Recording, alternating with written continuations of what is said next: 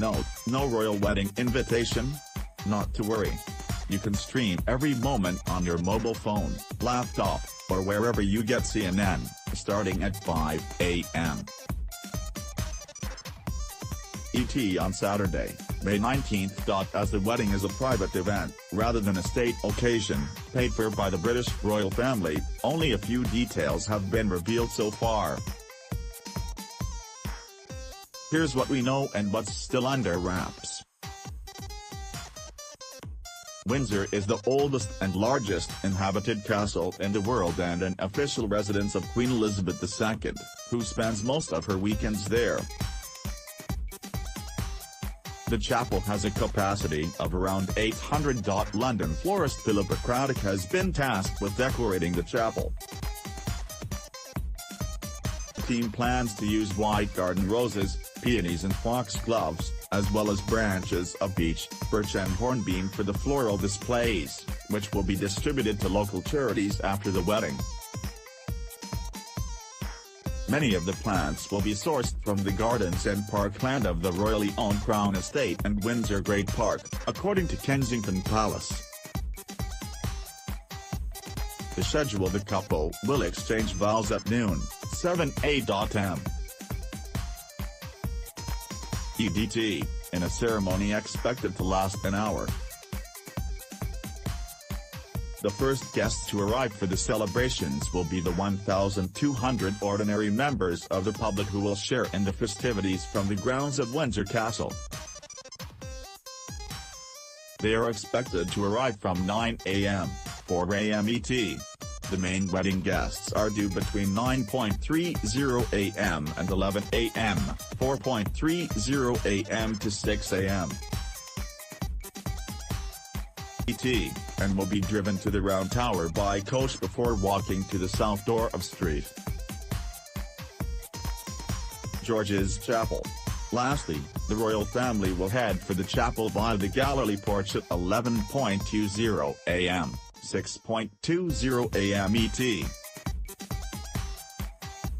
Some are expected to arrive by foot, while others will travel by car. Kensington Palace say that Harry and William will go to the chapel together on foot and will enter the West Steps, where they will greet 200 charity representatives.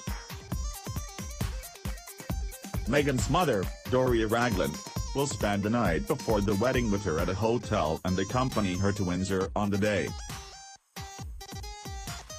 Her father, Thomas Markle Sr., will not be attending, amid concerns over his health and a controversy over staged photos.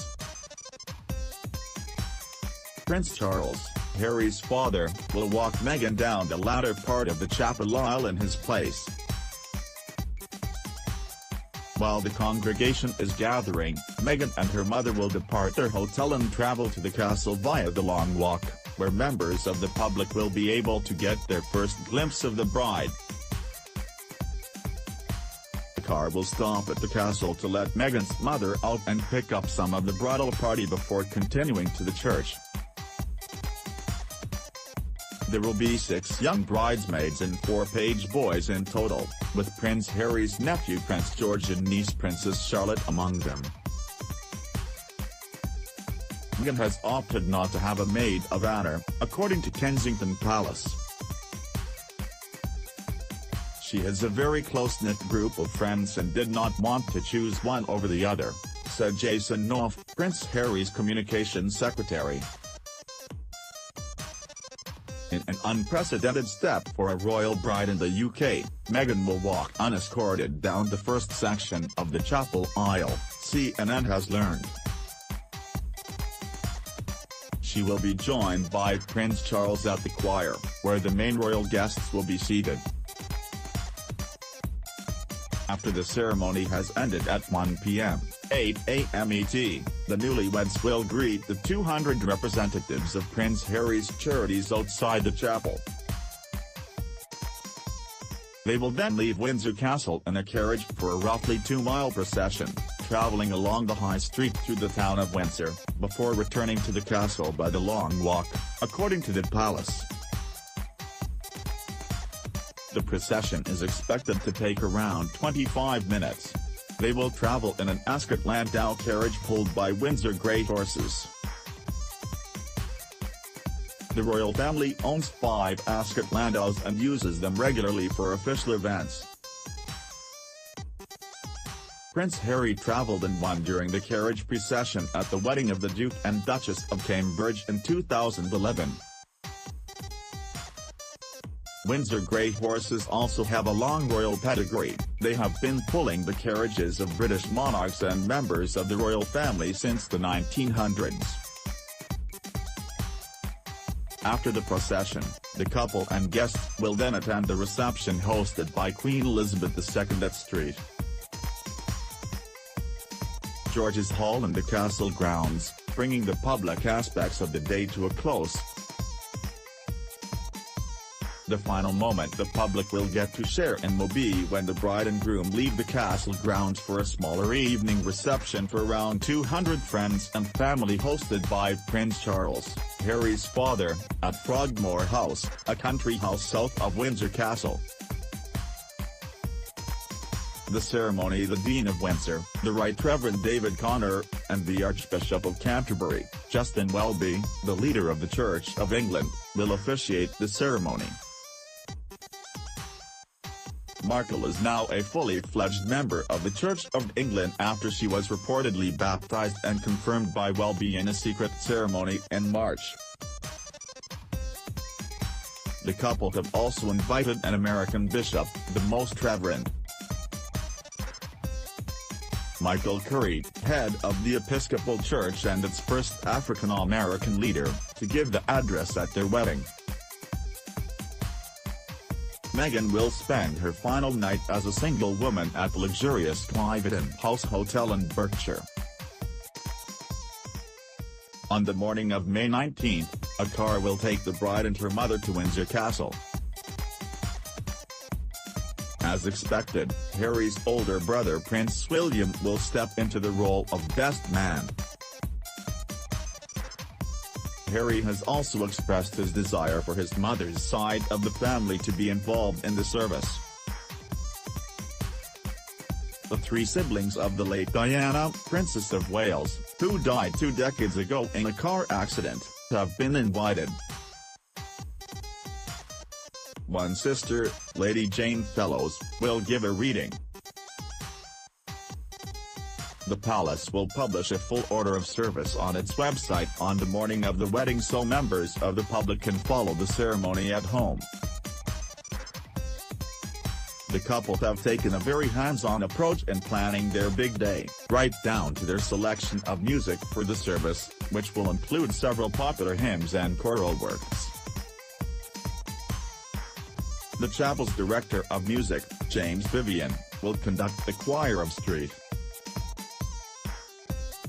George's Chapel, which was founded in 1348 and includes music from all ages in its repertoire. State trumpeters and an orchestra encompassing musicians from the BBC National Orchestra of Wales, the English Chamber Orchestra and the Philharmonia Orchestra will also provide music at the service. The royal pair have also chosen to inject several more modern musicians and soloists into their ceremony. Karen Gibson and the Kingdom Choir, considered one of the top ensembles in the country, have been tapped to perform, as says 19-year-old cellist Shekinah Mason, who was the first black musician to win the BBC Young Musician of the Year award in 2016. I was bowled over when Miss Markle called me to ask if I would play during the ceremony, and of course I immediately said yes, Shekinah Mason said on Twitter. What a privilege to be able to play the cello at such a wonderful event. I can't wait. More than 250 members of the British Armed Forces will also be involved on the day, an acknowledgement of Harry's time in the army. Personnel from a number of units including the Royal Marines and the Windsor Castle Guard will line the local streets, with music provided by the Band of the Irish Guards.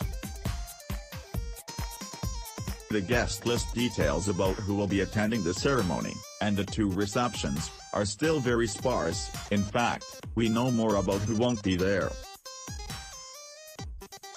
Kensington Palace has announced that the royal couple are not inviting political leaders, at least not on the basis of their official positions.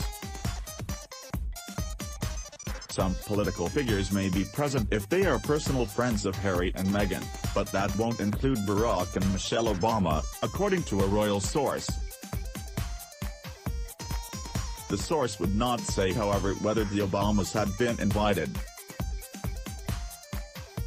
The White House and Downing Street confirmed that neither U.S. President Donald Trump nor UK Prime Minister Theresa May had received invitations.